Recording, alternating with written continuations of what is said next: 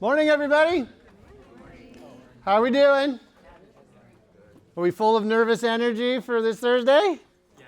Okay, we're going to try to, well, maybe I'll make you more nervous by the time we're done. But we'll find out, right? But we'll try and work some of that out because we'll do the test review today. Before we do that, we have two very special guests I want to introduce you to. We have Xavier and Preet, who are tutors from the Tutorial Center, and they're over here to tell you how wonderful the Tutorial Center is. So please.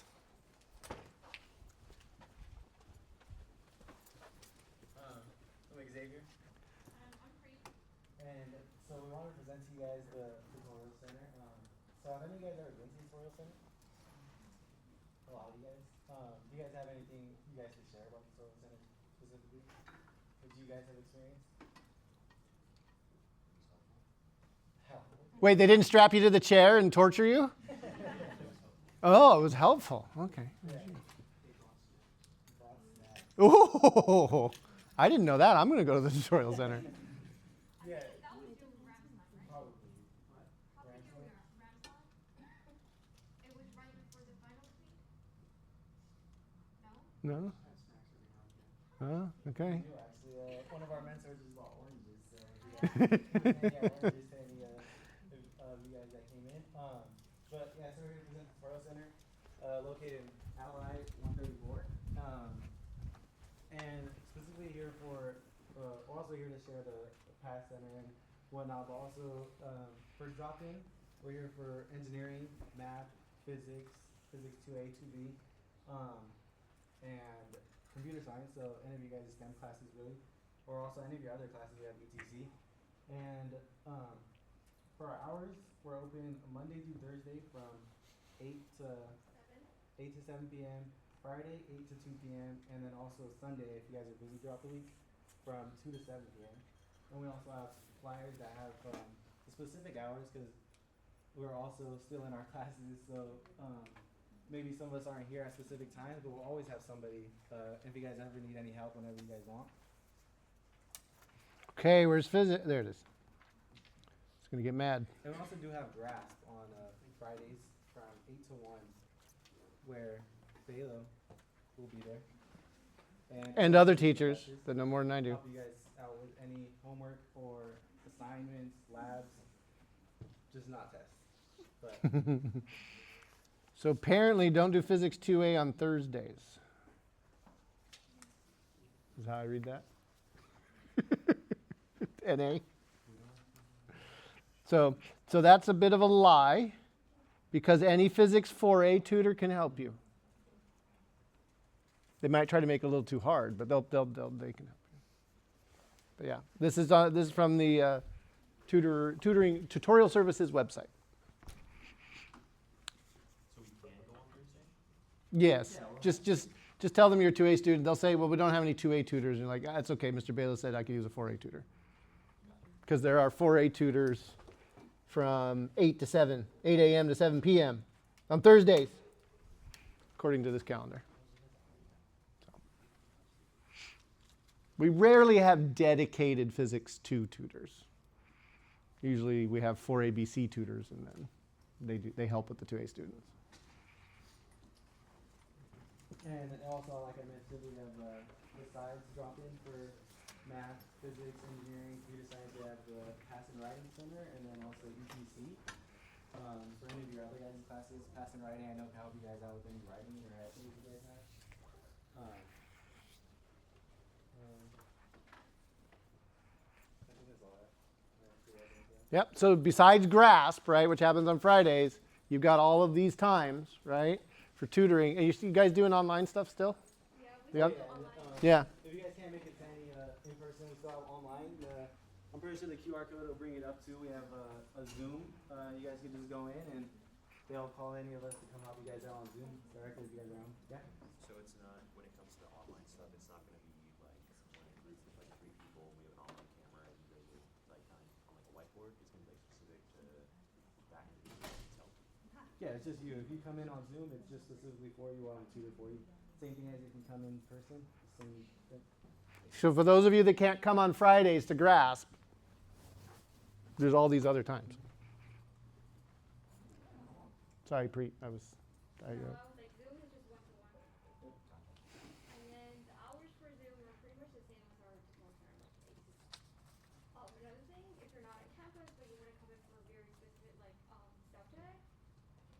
sure the tutor's there. Make sure to call, because we don't really update the website like every single time. It's just a general for the whole semester. But if you want to be like 100% sure, you can always like call in, check in to see if the tutor is available for the subject you're coming back for. Do you guys have any questions about the services we offer or anything in general? Use it, it's free. Nope, free of It can really help. Anything else? No, we're good? Yep. Give them a hand, everybody. Our fantastic tutors. Thanks, you two, for coming. Appreciate it. Right? They have a test on Thursday. Okay, roll sheet, right? Just go and check off your name. Send it along, right? And try to get it to go horizontally. And then when it gets to the back, start sending it back to the front for the people that are still coming in. All right. Okay. We're taking an exam. And I know you got questions about physics, but let's tackle all the questions like about the exam, about its format, about what you expected, all that kind of stuff, right?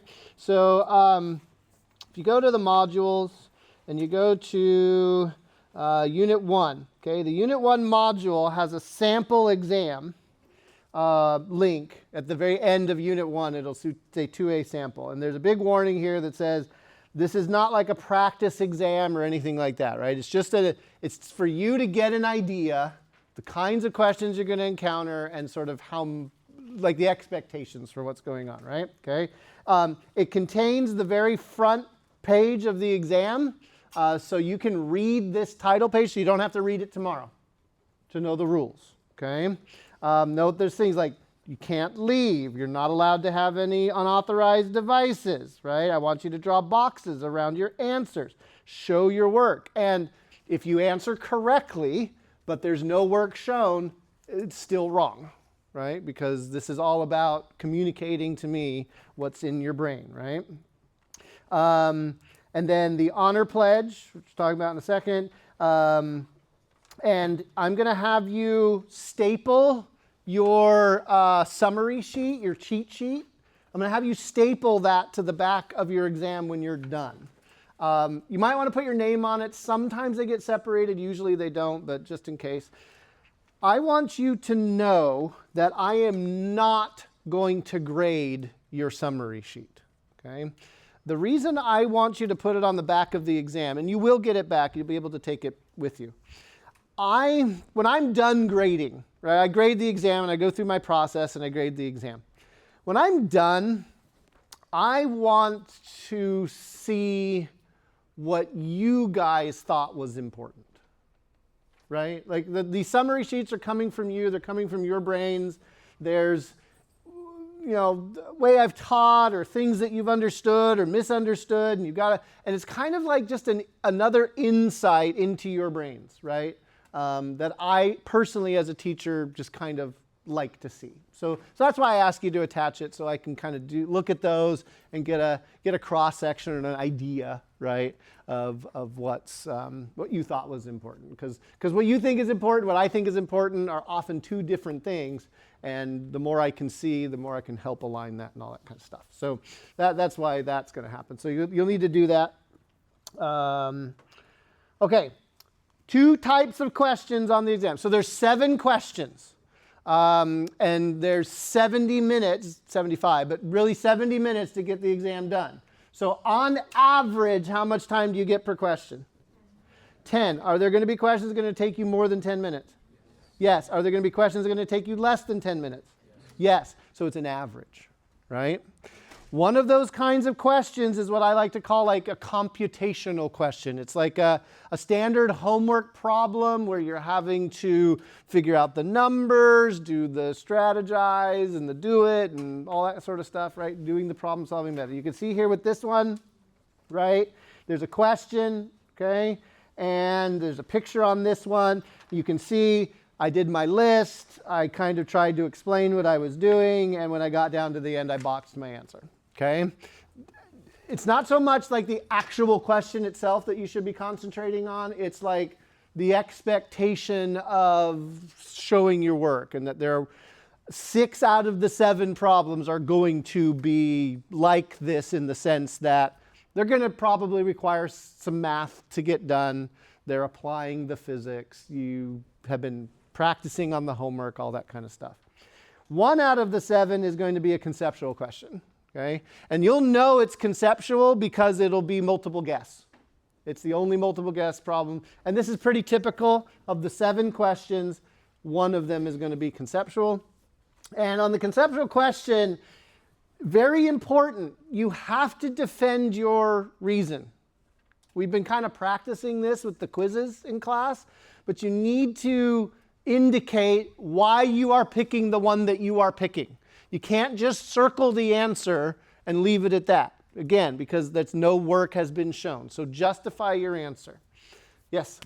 If we, like the problem says, explain your choice, sometimes it's easier to explain why its incorrect choices are wrong. Yeah. We do that, and we get to 2 answers that are possible. We just mark up all of them. All of them, and then you just say, you know what, I'm just going to guess this one. Are we gonna get points stopped? No. No, because you are explaining your thought process, right? And maybe you kind of got it most of the way and then guessed the wrong one. Every problem's worth 2 points. Maybe I'd give that a 1. You got the wrong answer. You picked wrong at the end, but you were showing me some evidence of correct thinking, right? So, but leaving it blank, even if it's correct, would be a 0, right? So make sure that you are providing evidence for the answer that you are getting, right? And some of you are very honest with me sometimes, and I get notes from students saying, you know what, Mr. Balogh, I don't know what I'm doing, I'm just guessing. Great, right? Try to guess well, right? Okay. I cannot help you if there isn't any evidence on the page, right? And so I strongly discourage erasing. Okay? I think it does 2 things. Number 1, it wastes time sitting there having to erase something that you think is wrong. Okay? The second thing is, if it's there and it's wrong and you don't want me to look at it, just draw a line through it. Just a single line. Okay? It's communication enough to me that you didn't want to go this direction. You're going to try something else. Okay? More often than not, I've been able to give partial credit for the wrong answer because the one you thought was right was more wrong than the one you started with, right? So put this in the back of your mind. I'm looking for excuses to give you points. Give me something, right? Something, anything that I might be able to give you points. Because, and I don't know if you've bought into this idea yet. I'm really on your side, and I'm trying to justify giving you credit, right? So please help me. Help me give you credit by having stuff down on here. You can see here that things were crossed out and there were some reasons, and then I just kind of wrote out an explanation, and then for some silly reason I boxed my answer in my writing. You don't have to do that. But do you get the idea here? If it's conceptual, what are you going to do? Explain. And if it's a mathematical problem, what are you going to do? Explain. Show your work, right? It's just please don't leave it blank, because if it's blank, -2, right? It's pretty easy, -2. So those are the 2 types of questions you'll find on the exam.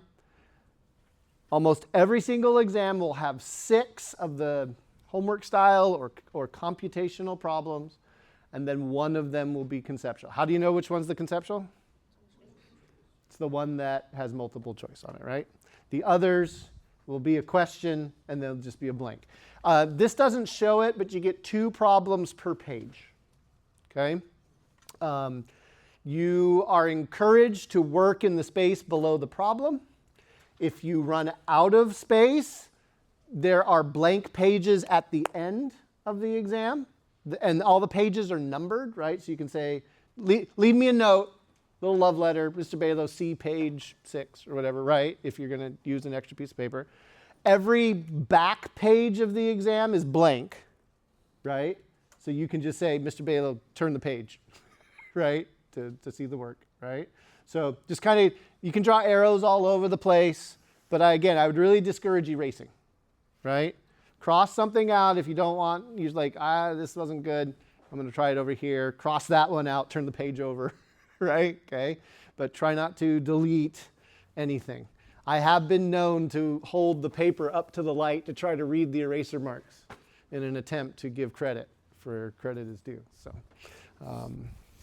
there's that. Okay, so that's a, go to there, read the front page so you kind of know all the rules. The honor pledge, I'm going to put it up on the screen and you're going to be required to write it down in the blank underneath that honor pledge and then sign your name underneath it. It's just this statement that you are willing to abide by this idea, that you haven't obtained or given unauthorized assistance. So this is more of a, I don't pretend like everybody abides by this and this is bulletproof, right? This is more of a conversation starter if there is a problem, right? And so let's just have a conversation really quick. Unauthorized assistance. What does that mean to you? It's kind of a big, broad term. So so cheating, what would be cheating? A device during the test. So what's the device that I've told you you're allowed to use during the exam? A calculator, right? Okay. Those calculators cannot be able to attach to the internet and search for information, nor should they be able to communicate with each other in the room. Okay. So try whatever calculator, and there's some now that have built-in Python routines for solving algebra in them. I don't care. You don't have time to do it anyway, right? Okay. So you should be able to get by with a simple calculator as long as it can do sine, cosine, tangent, right? After that, it's just different flavors of what you want to use. Can you use the quadratic solver in your calculator if you got one? Sure. Okay. What are you going to do if you do that? You're going to write down, okay? Because what's my kind of base assumption if I see it and then no work and an answer? The base assumption is this came from nowhere and there's no statement about how it got there. So I kind of have to default, and then we have to have an uncomfortable conversation where I ask you, well, why? If we mark on the paper it's a problem that necessarily could use calculator, Yeah. we just use that, right? Sure. Yeah. I need something. And we will have a conversation afterwards if I'm like, this is weird, what's going on, right? To help us, right, make sure that, so I often think of unauthorized assistance, whether it's a device or communicating with another student in the classroom or whatever. I often think of it as radioactive waste, right? Or a biological contaminant. What's the last thing you really want to have on you? You don't want the stink or the glow of the radioactive waste or the fecal matter, right? That's associated with being anywhere near something that would cause somebody to question your integrity. And I know this is a big ask in our society today when we have elected officials and others who blatantly just lie to get to their means to an end, right?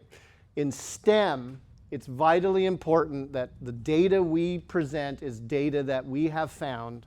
They're not plagiarizing, that we're trying our darndest to communicate what we consider to be true and good data and not manipulating it.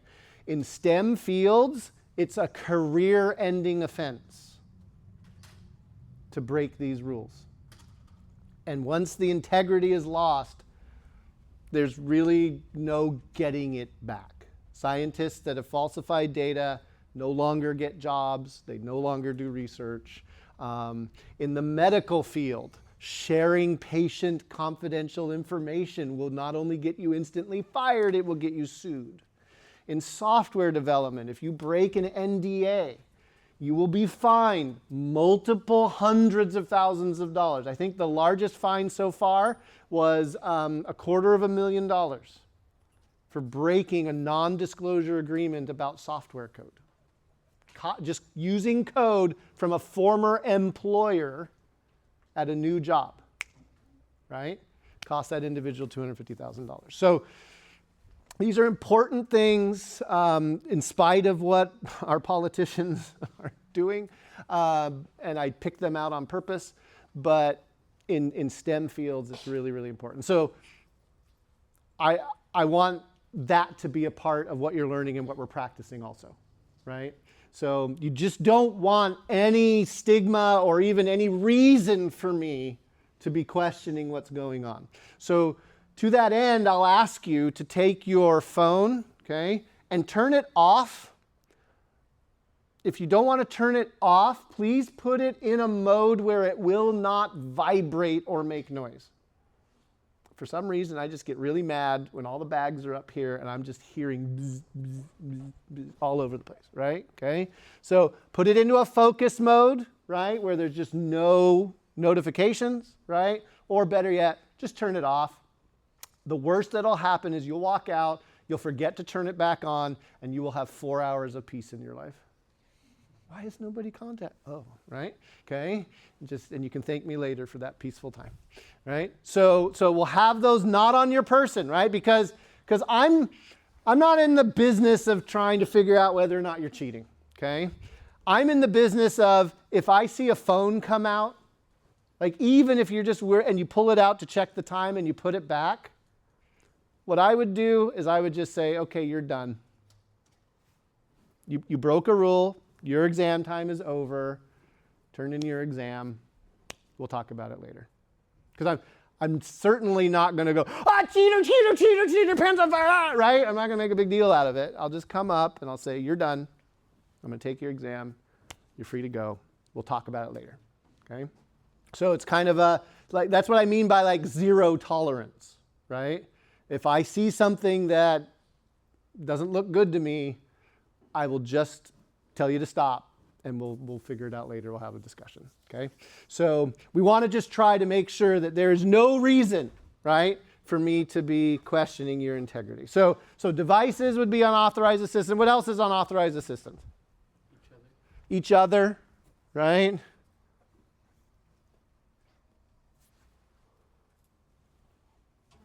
I've seen it all, okay? From hand signals to foot stomps to, oh my gosh, right? How do you communicate an integral via foot stomps? It's pretty interesting. Morse codes, right? All these different things, right? Do I catch it all? Of course not, right? But over the years, and you know, I'll wander through the room in my menacing, I'm watching you, but it's more just so I can be close by to the next question that's going to happen. So communicating with anybody else, you're going to be sitting like this, right? You're going to be jammed in with each other, right? There's 2 different forms of the exam, and they're on 2 different colored pieces of paper.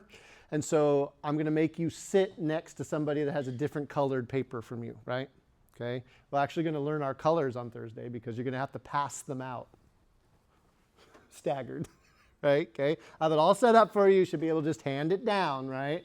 But make sure if you've got a blue that the people next to you have green, right? Because what I don't want to see are 2 blues or 2 greens together. As you're working, right? You're just sitting in here like sardines. Do try to keep yourself to yourself, right? Okay. Big excessive head movements. Big stretch. Right? Okay. We want to try to avoid these kinds of things. Stretching's okay, but stretch with your eyes down. What else? What else can you like conceive of? Getting past exam questions. Oh, past exam questions. Let me tell you right now, if you've paid for one of my exams online, you have lost money because I make new exams every single semester. I mean, physics is physics, right? But where can you go for the best example of what to expect on the exam? Homework. And this sample exam, right? Okay? This is, right? And I've told you already, I'm trying to over-prepare you on the homework, right? So if you understand the homework, if that 100% is a true 100% in that you understand, then you should be able to come in and work these problems, 10 minutes per problem, right? In the 70 minutes I gave you. I say should. The reality can sometimes be much different. Are smartwatches allowed if they're on do not disturb? No, I ask you to take them off. Again, it's just kind of this, I don't want to even have to wonder, right? Some people forget and they leave their earbuds in, right? And I have to come up and say, get those out, right? But if I don't notice it at first and half an hour goes by, I'm be like, okay, you're done. Oh, I forgot to take them out. Let's talk about it later. Yeah? In that case, if like your buddy example you just gave, Mm. you said they're done, and if they talk to you and then we find out that it was just a misunderstanding, is it possible to then retake it? Yeah, yeah. Yeah, if I have interrupted your exam and it was my fault, then we'll make amends. We'll figure out how to make it work, right? So yeah, I mean, I make mistakes too, but part of what I have to do is maintain the environment for everybody else, right? This is not an invitation. I've never had a student like make a scene, right, during an exam, even when I've asked them to leave, right? So I do try to just respect everybody else in the room in their concentration, but also respect the privacy of the individual who I think has done something wrong, right? So, you know, I'm not gonna drag you out and hang you off a flagpole and use you as a demonstration if something happened. And we will talk first before any of the rest of the school gets involved. Because if we can fix this between you and me and move forward, that's best. If it requires the dean of students or whatever, we can get that involved. And I've had to do that before, but typically it's not really an issue.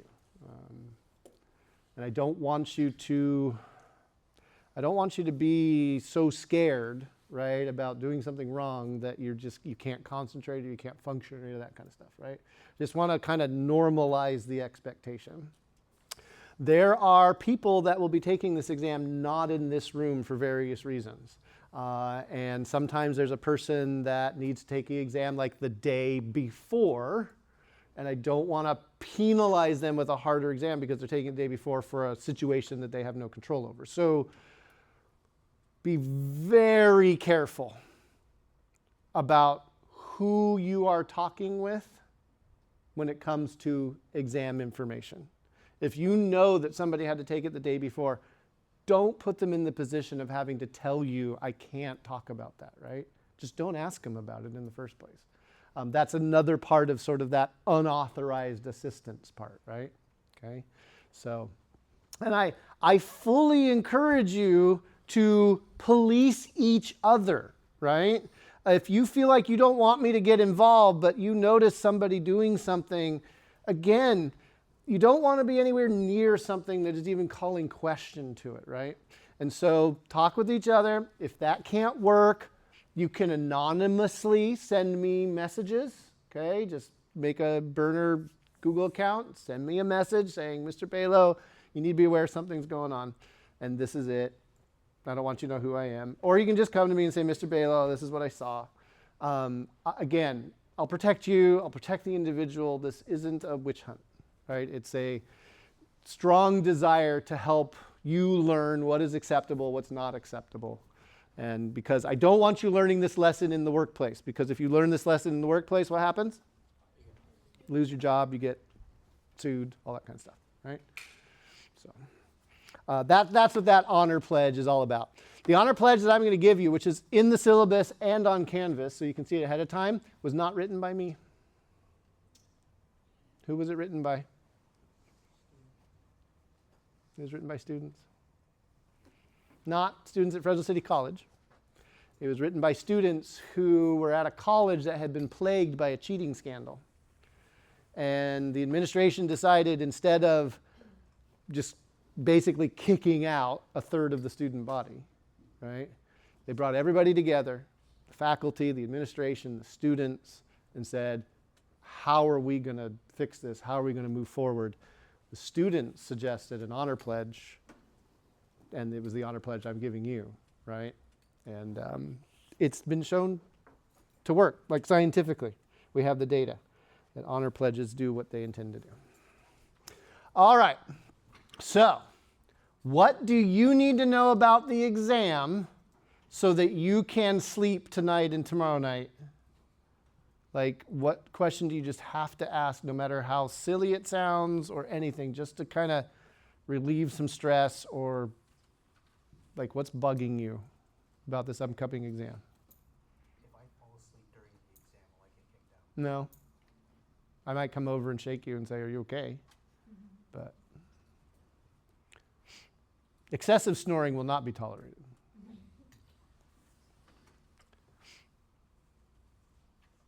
Yeah. I'm going to put a clock on the screen, yeah. Half the class says that's going to drive me crazy and make me more anxious, and the other half of the class is going to be anxious if I don't have it. So I just put it up, and if you don't want to look at it, don't look at it. I will give like a half-hour left warning, right? And then a 10-minute warning, and then a 5-minute warning. So, yeah. Regular watches are just fine. Can't be smart. My bottom line is the device can't connect to the internet. So, of course, one semester I had a student come up, Mr. Balogh, my insulin pump connects to the internet. Do I have to take that out? I'm like, no, that's okay. That's okay. But brain implants must be removed. Yeah, what else? What else? Like mechanical things or things you're wondering about? Yeah. Foods and drinks? No, just because spilling your drink in the middle of exam just messes everybody up for like 10 minutes. So no food or drinks. Can you bring a drink but have it at the front where the backpacks are at? Yeah, I don't mind that, right? You can get up and come up and take a drink as long as it's not near somebody. But yeah. Do you have an example like the flashcards that we're going to use? It's just an 8.5 by 11 sheet of paper. Yeah. Whatever you want on it. The only rule I have for those is two rules. You cannot use a piece of technology to read it. So in other words, a magnifying glass. Right? I'm going to print it out in 1-point font. No. Okay? You also cannot have a current copy of the exam on your cheat sheet. Is it one-sided or double-sided? 2 sides. Yeah. So We can have as many examples. you can put whatever you want on it. You can put psychologically uplifting messages on it. Okay? You can put reminders to yourself. You can put doodles on. I don't care. Because it's not for me. Who is it for? You. Okay, 2 things we should talk about because these came up in my brain while you were asking questions. Do not work the problems on my exams in order. What? Do not work the problems on my exams in order. They are randomized. They're thrown on in a random order when it prints out. Okay? And there's no connection between the problems. Each problem is its own separate problem. So I highly encourage you to look at the problems because the topics are right there on the problem. And if you know that you are struggling with chapter 2, vertical motion or something like that, and you see that problem, what are you going to do? Skip it. And go on to the next problem. Okay? Get as many problems done as you can right away. Right? And if you're 2 to 3 minutes into the problem and you're not making any headway, move to the next problem. The worst thing that you can do on one of my exams is to look at the first question, start doing it, and 40 minutes later look up and realize you've been spending 40 minutes on a problem. Right? Because that's 3 other problems you might have been able to get done. And now you're under just an even bigger time crunch. Right? Look at all the problems, mark them, the ones you think you can do, put a little dot or a check or something next to the problem, go through, do those. Then start doing the ones that you think you might struggle with, right? I know it sounds kind of weird. Some of you might have, Mr. Balogh, I want to use my best brain first. That's a fallacy, okay? Use problems that you think you can do right away as more of a warm-up, okay? And then get into the harder problems that need more time towards the end. And those harder problems differ for different people. So don't work them in order. Do a quick look at the exam. Decide which ones you can do first. Do those. If you're 3 minutes into a problem, you're not getting anywhere, move on to the next problem. And then don't be surprised, 5 to 6 minutes into that problem, that your brain makes a connection for the one you were stuck on. Jump back. Write it down. Your brain will continue to work on that problem you were stumped on sort of subconsciously. Remember those tricks that I was telling you about how I'm manipulating your brain to get it to pay attention and things? Your brain tries to do it by itself, by having its attention wander and all that kind of stuff. So you can do that same trick by realizing you could be working on a totally different problem and something clicks in your brain. Jump back. Just jump around. And I know some of you are like, well, I'm afraid I'm going to lose my place. Actually, that doesn't happen very often. So try not to do this you can go in order if you want, but just skip hard problems and come back to them, and at the end make sure that you've done 7 problems. Right? These are just all strategies for test taking that apply everywhere, but specifically for my class, because the problems do not depend on. You've taken tests where if you can't answer number 1, you're screwed on 2 and 3, right? Mine are not like that. Okay, so skip around. Use the plasticity of your brain. Get a warm up. Don't forget to breathe. If you are sitting there and you don't understand what the question is asking you, what are you going to do? You're going to panic. You're going to absolute panic, and then you're going to spiral into imposter syndrome and everything. No! What are you going to do? You're going to ask. What's the worst thing that I could say if you asked me a question? I won't help you. I can help you. But I won't help you. That's something that you should know how to do. But that's rare. Usually, I might ask another question because you're trying to, this is not a test about how well you can read questions. It's a test on physics. And so if there's something in the problem that you are not familiar with or don't understand, ask me, and I might try to use a different situation that's doing the same physics.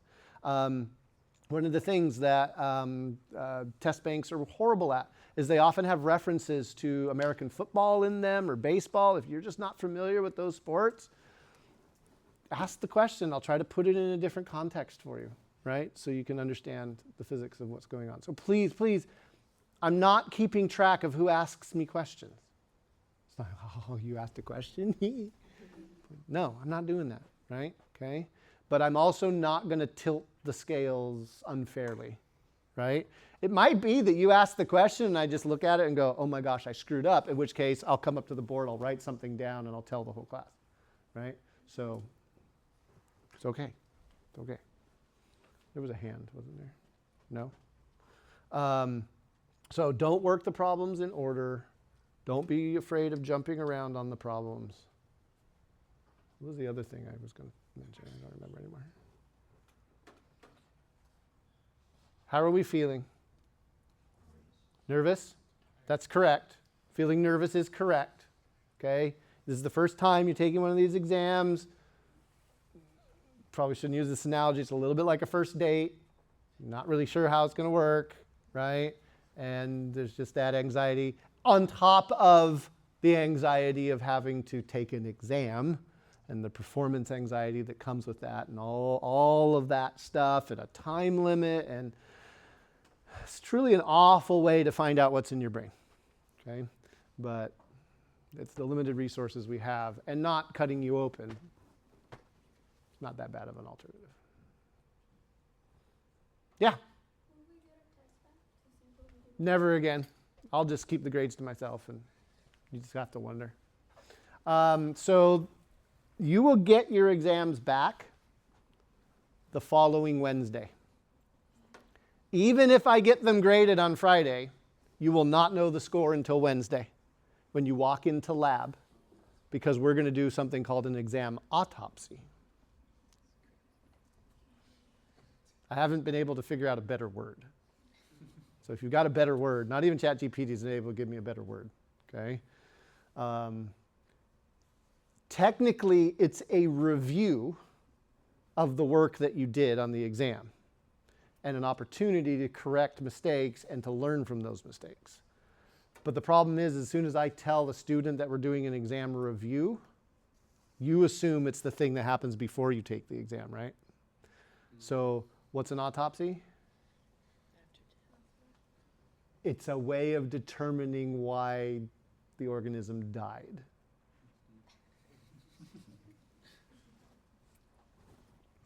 There will be death. I'm sorry, there just will be. And you're going to come to me, several of you are going to come to me and say almost exactly the same thing. Mr. Balogh, I've never done this bad in a class in my life.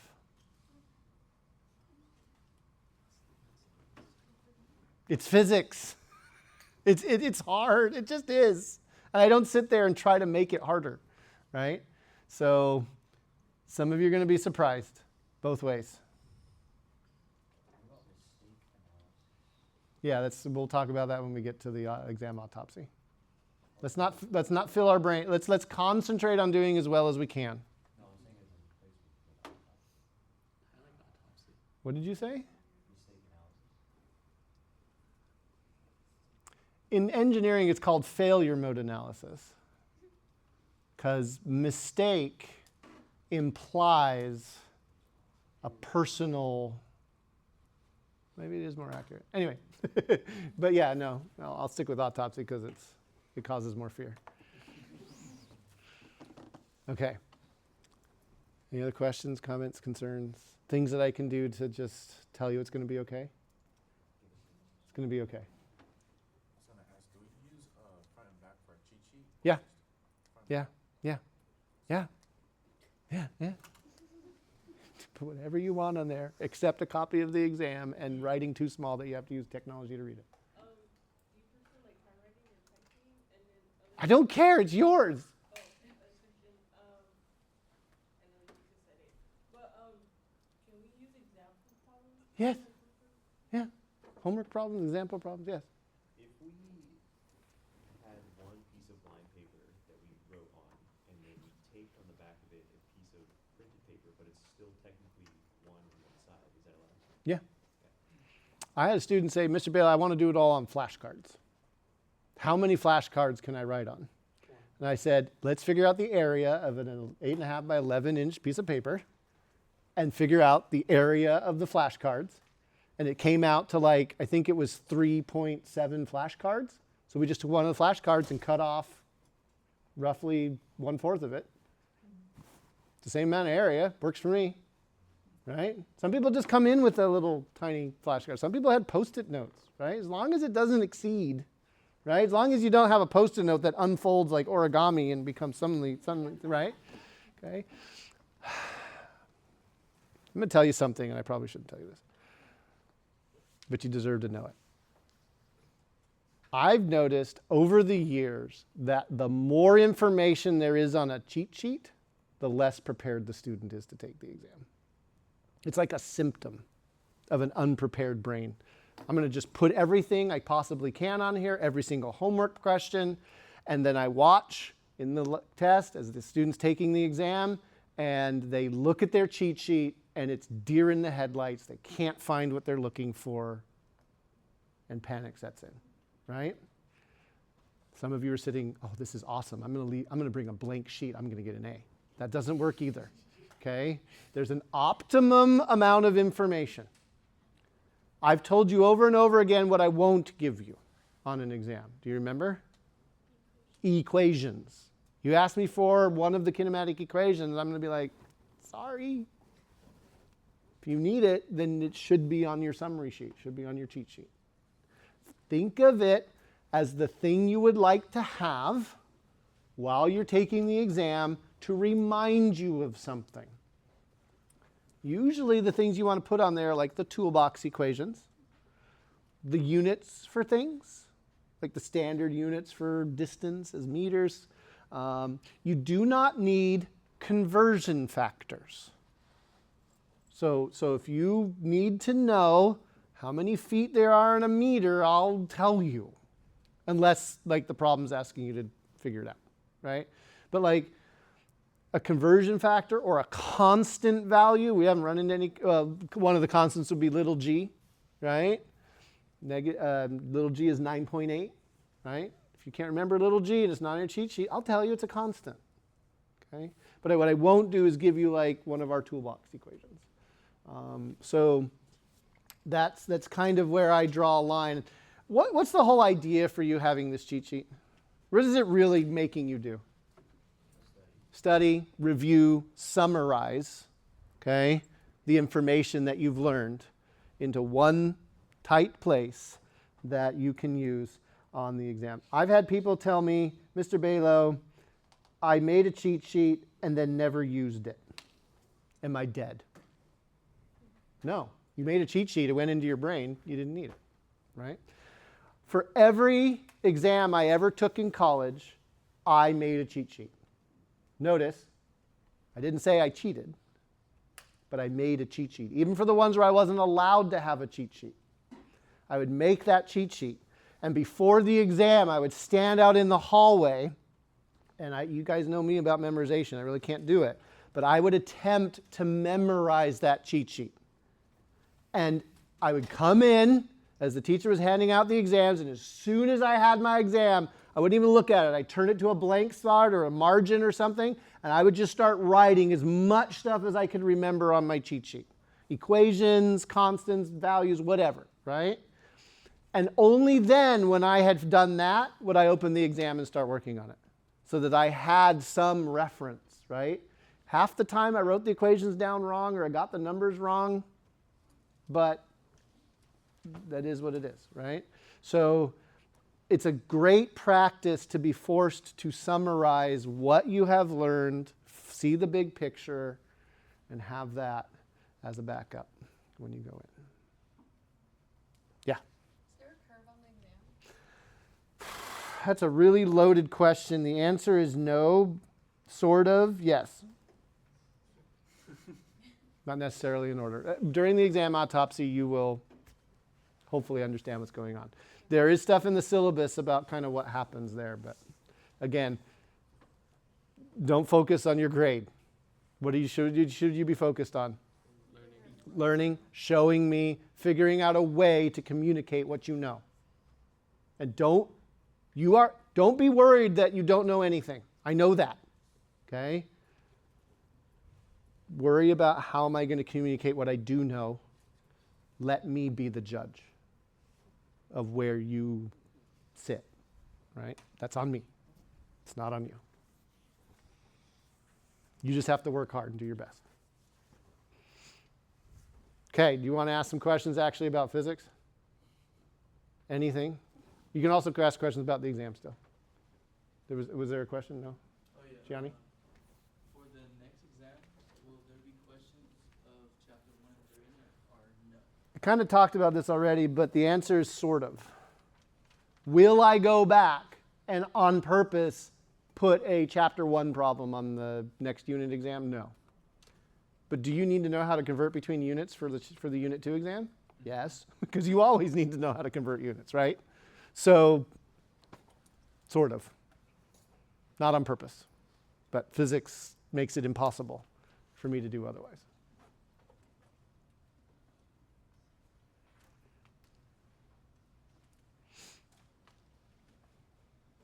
Other questions? Homework questions? How's ChatGPT doing on your homework? Is it working okay? Yeah. Yeah. Is it getting it more often than not? Yeah. Seems to be doing it. Like is it a quick like it gets the answer? You can just put the green in the green box and it gets it right. You have to you have to format it like exactly how the question is though. You could do it with a picture or you could. Can you copy paste? Yeah, or just different tools. Okay. So it sounds like it's probably working better. It seems to be topic specific. So like kinematics it seems to do really well with, but as we get into like momentum, it starts to kind of screw up a little bit. So I'm just kind of interested in knowing how well it's doing. It failed miserably during lab yesterday. Some of my students decided to use it to try to answer a question, and there was blood on the walls. It was really fun. Like, Mr. Balogh, this is what ChatGPT said. I was like, yeah, it's wrong. Let me show you why. And I did. And they're like, oh. So, but I mean, if it's helping you, great. If it's doing the thinking for you, not great, right? So if there's any fear that you should have ahead of this exam, if ChatGPT's been doing your homework and you haven't been paying attention, you should be very afraid. But I hope that's obvious. Because what am I testing you on? What you know and how you can communicate what you know. Right? I think some of you are going to be surprised when you get the grade back. Good and bad. So bad. Wait, how did I get credit for that one? Because I will be giving credit for things that you may not be aware of.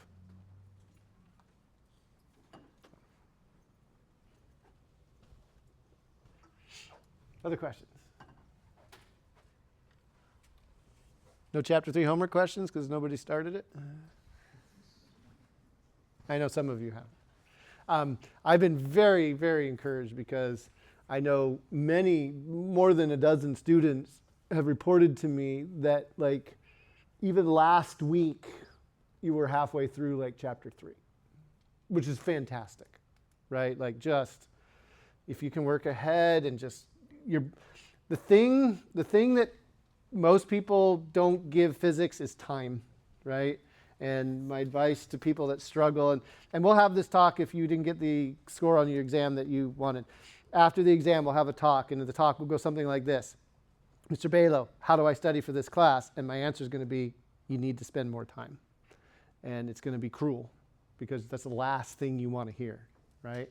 But again, what you want is like a silver bullet or a ChatGPT plugin or something, right? But the answer is, like, your brain just needs time to sort of think about the difference between velocity, acceleration, and position. Right? Like I can tell you those definitions, but you guys kept, even a few days later, we're snapping back to your original bad water, right? Okay? And so, again, it's just, that's not something that's going to fix itself in 2 days. It's something that takes, well, careers to make sure that you get it right. And I'm asking you guys to try and get it right within 3 weeks. So, yeah, I mean, I understand all of this. We'll get it all sorted out. And please, please, please, please, if you're one of those people that gets a lower score than you think you deserve, or you're surprised about your score, we have to talk about that before the second exam. One of my greatest sorrows is when I have a student come up to me after the second exam and ask me the question, well, Mr. Balogh, how do I study? Because it's almost too late at that point to correct 2 bad exam scores, right? So whatever happens, okay, good or bad, make sure that you're communicating with me, right? Mr. Balogh, how do I fix this? And we'll talk a lot more about that during the exam autopsy and subsequent discussions. What else? What else do you need to know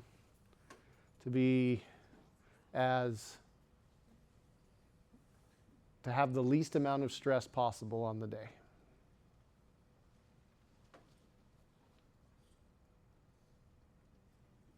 What would you consider a good exam score for you? So the thing that I will never tell you is your rank in the class or what the average was on the exam. And the reason that I don't do that is because of several studies that were done on the effects on student performance. If you know your average, if you know your score compared to the class's average. And over again, what's been shown is as soon as you contextualize a student's score against their peer group, future performance goes down on average. So like it suppresses exam scores on average, okay? And so we will talk about during the exam autopsy how you can fail every single one of my exams and still get a C in this class, which is going to be a surprise. Spoiler alert. You just have to fail well. A failing grade is anywhere from 0 to a 59. So a 55 is not the end of the world. A 25 is, right? 25 is epic fail territory, right? But a 55 can be can get you to a C overall for the semester grade. I'm not sure I'm answering exactly the question that you asked, but I'm trying to get at the source of it without suppressing your performance on future exams. Okay? Like I said, I'm hacking your brains and I'm hacking the system for your benefit, right? And so I make it my professional duty to understand how all this affects you.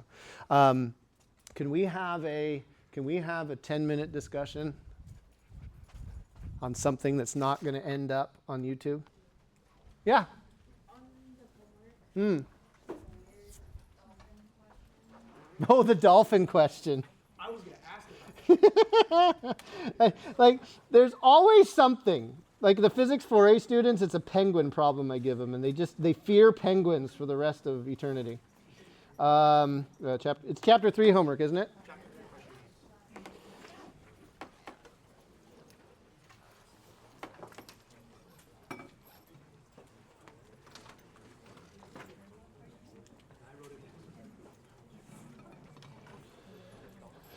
Did anybody throw the dolphin question into ChatGPT? And what did it do? Give me the correct Lied to you? It made me divide by square root 2. Wait, is it below? What? What's the measurement for the card part number? 8.5 by 11 sheet of paper. Like a standard American printer page. Yeah, not the A4 European version, even though it's a better piece of paper. Why didn't that crop?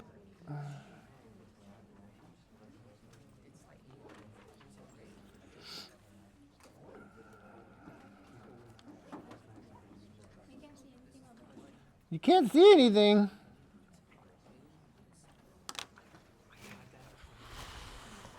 It's because everything went to sleep because I talked too long.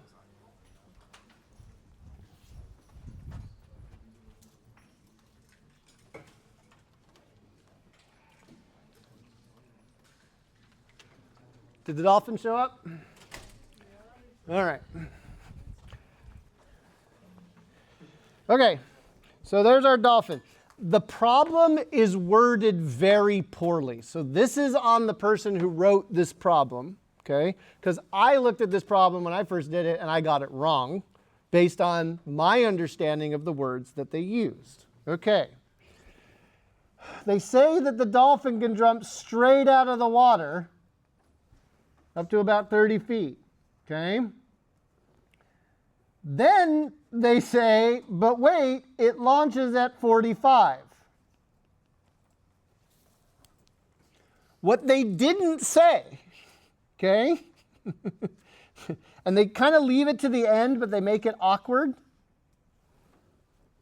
They want you to find the speed of the dolphin as it leaves the water when it's jumping straight up.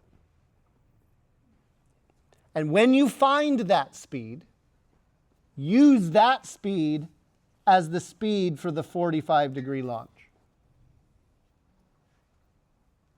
I didn't get that from my third reading of the question.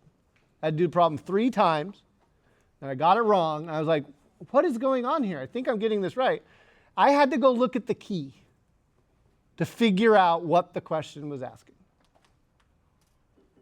So, how do we find out how fast the dolphin leaves the water if we do the straight up out of the water version?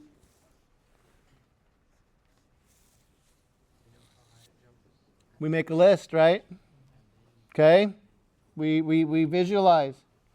Do we know how fast the dolphin is going? Final velocity in the y direction. 9.1.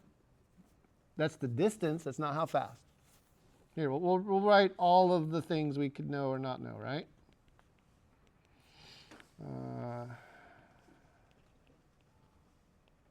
Right? I got that list in the toolbox. Do we know Vy? Yes. 0. Because what is the dolphin doing? Going to max height. Right?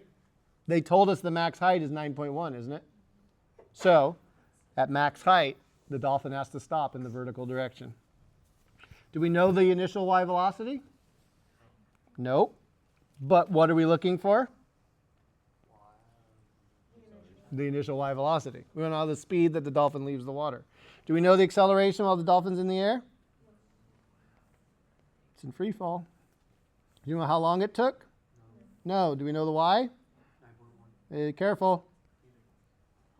Positive 9.1. Do we know how far horizontally it goes? Do we know the... Nope. Okay. So to find v not y, and not knowing v... well, no, we do know vy. So how do we find... If we don't know t, what equation are we going to use? Yeah.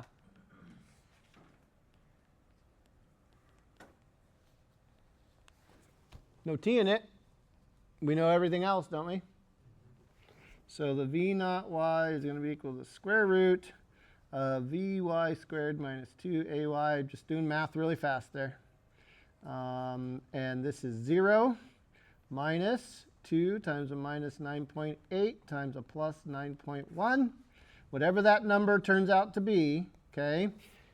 This is the initial speed in the y direction when the dolphin leaves the water, if it can make it to 9.1 meters. We have not answered part A yet. What we've done, okay, is it can jump straight out of the water to this height. Okay? What are we going to do with that number, whatever answer we get? Nope. We're going to put it into a new problem that you can't see because I used black. We're going to put it into a new problem where the dolphin leaves at 45 degrees. Let's say that this answer is, I don't know, did anybody get this answer? 13.3? 6? So I'm going to say 13.4. Okay? So we got 30. So now what we're going to do is we're going to do the problem in part A where the dolphin leaves at 13.4 meters per second at an angle of 45 degrees. This is a new problem, right? Can we use the red on the left-hand side?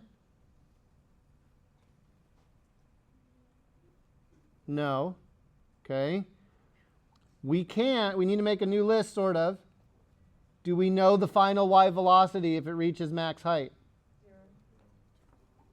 The vertical velocity will be 0. Do we know the initial speed it leaves with? Sort of. We need the components, right?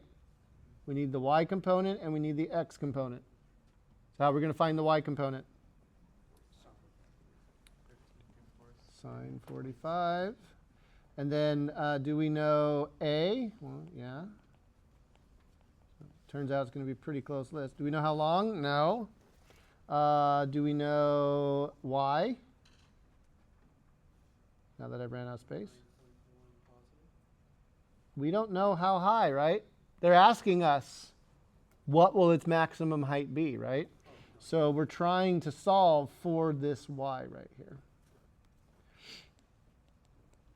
Trying to solve for that, right? And then we have x, and we have v naught x, which is 13.4 cosine 45. Right? So how are we going to find out how high if we don't know the time, but we do know the two velocities? We don't know time. You have to find time. Could we find time? First equation will get us time, won't it? And then we could put it in the second, or we could just use the third to find out y, to find out the height, y. So I'll leave it at that. The difficulty in this problem, though, I think is its wording and how they want you to do a problem first. It should have said, part A, find the speed that a dolphin has when it jumps vertically out of the water. And then part B should have said, okay, assume the same speed, but now at 45 degrees. Find the maximum height. That's how it should have been worded. I'll see you tomorrow where we are going to be launching stuff. What are you going to bring if you've got them? Goggles, safety goggles. If not, we will have some for you.